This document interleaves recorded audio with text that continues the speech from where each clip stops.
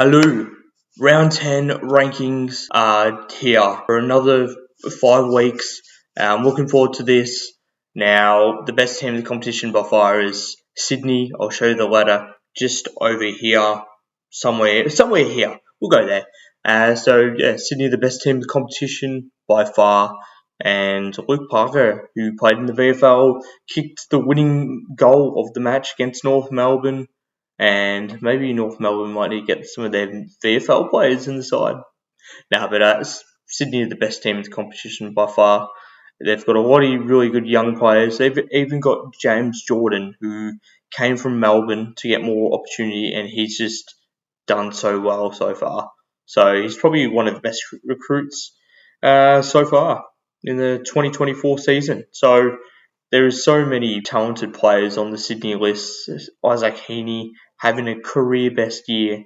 He's just on fire at the moment. So then the contenders are, now I've got Melbourne in second place. I know they lost to Carlton, and but I feel like they've got one of the best defences in the competition. Yes, it was exposed last week against Carlton, but they're still one of the best teams in the competition by far. I've got Geelong third now.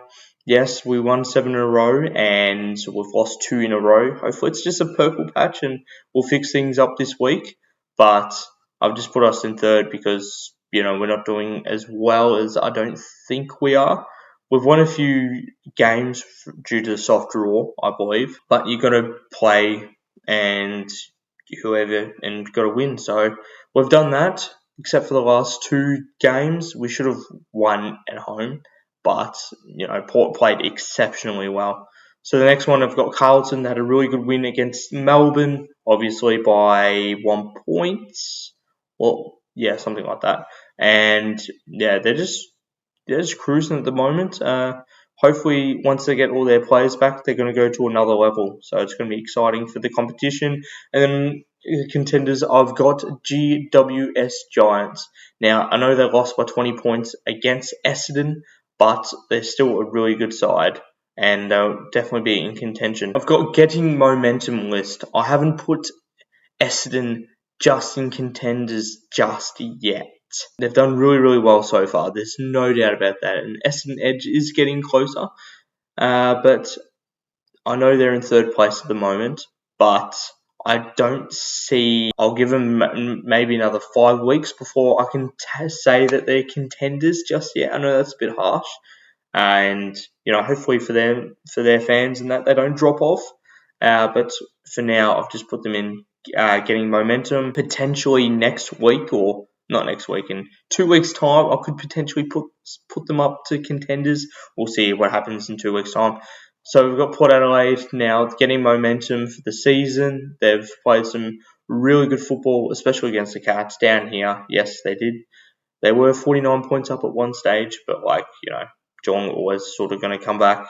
But Power, they've got a few injuries, but they've also, they've got some really young talent into the side, and they've also got a lot of experienced heads in there as well. Their defence is elite.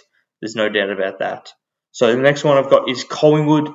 Scary for the competition because we all wanted to see Collingwood not make the finals. We all knew they were though. So yeah, it's a bit scary for the competition. They're finding their 2023 form, and they're just going along nicely at the moment. And they did what they had to do against West Coast. Bulldogs, now they had a really good win against Richmond. Yes, Richmond are very, very weak at the moment, but at the same time, to win by 91 points at not your home ground, and you don't play that there often, so 91 points is still a bloody good effort. And yeah, they're just building nicely. We'll see what happens. Maybe Bevo might not get the sack after all. We'll see what happens. And yeah, they just keep building their momentum, and Traw's having a great year as well. Bont coming back to his form. And yeah, there's plenty of excitement about the doggies. Getting momentum. Now the Suns did what they had to do against North Melbourne. I know it's only North, but at the same time, you still got to get the points, you still got to kick the goals, and you still got to win. So they've done that nicely. They've had a few really, really good games.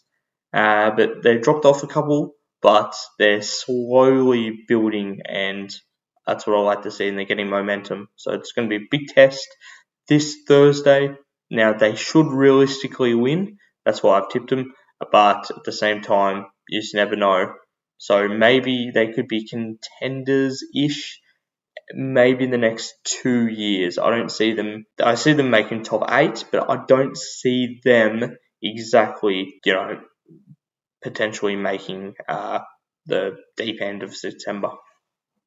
Now, I've got one Medicore, and that is St Kilda Football Club.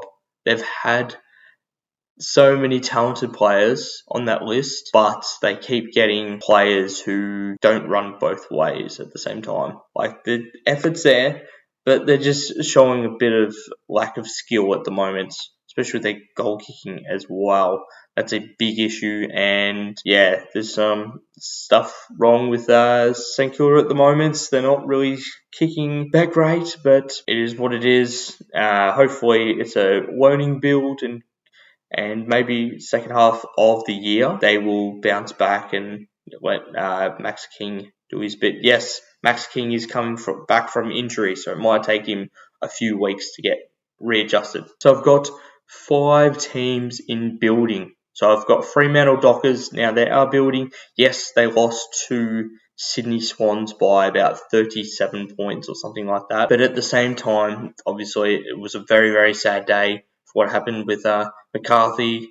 And so they would have been struggling a lot. So I'll let them off the hook with that, because obviously mental health and grief is very, very difficult. Yeah, they're just building nicely.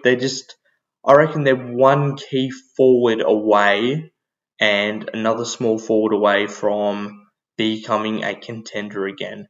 So maybe they just need, who knows, obviously Sean Darcy is not a forward. Maybe they could, once he's back, maybe have Luke Jackson stay there permanently. We'll see what happens. So the next one is Brisbane. They had a draw against the Crom, who I've also got in building. Both sides are building slowly. They obviously haven't had the greatest of starts, especially being a grand final team in Lions. And yeah, so Adelaide were 0-4 to start the season, so they haven't been great, but they're slowly building. Now, Hawthorn and West Coast. Now, Hawthorn, they had a really, really good win against St Kilda, and they're slowly building off that. Obviously, it's going to take maybe another 4 or 5 years before they're in contention for a flag again. Could even be longer. But they're on the right track. They're showing signs, and they've got a really good young midfield / role players. So they're doing okay at the moment. So that's why I put them in building. West Coast, obviously with Harvey Reid, excitement. Maybe a few more free agents will come their way. So West Coast do have a lot of experienced heads, but yeah, they're slowly building, and I'm looking forward to seeing how they go in the future. So now haven't had a great season. Now I've got Richmond. Now they've had a lot of injuries, so we'll give them credit when credit's due. But at the same time, they just, I don't know, they're not really putting in much effort, and they're not scoring. So it is hard to score without a forward. But at the same time, like, they're just not making it, easy for themselves, not putting efforts there, and they're just letting people score easy. Wish it was a 2016 start. Now, obviously, at this rate, 8 years ago, they were 9-0, and now they're 0-9 8 years later. So North Melbourne, well, all you can just hope for, they score more goals than the opposition at the moment, and they count that as a win. But they're not even doing that, really. They're not scoring heavily. Obviously, the pressure is there, but it's not. It's just like skill, like effort as well, you'd call it. And, nothing seemed to be going right at the moment. Their VFL side almost beat Sydney, though, so maybe if they bring some VFL players into the AFL side, maybe they can drop some of their players that aren't doing so well. But yeah, I don't know what's going on with the club. They're just not connected at all, and it's going to be a long decade before they make finals. That's for sure. And it could even be worse if they don't get all the talent and Tasmania do. So that's my rankings. Hope you enjoyed. Thank you so much for watching, and I will see you next time. Subscribe to the channel and let me know down below in the comments if you agree or disagree with these rankings. Anyways, cheers. Peace.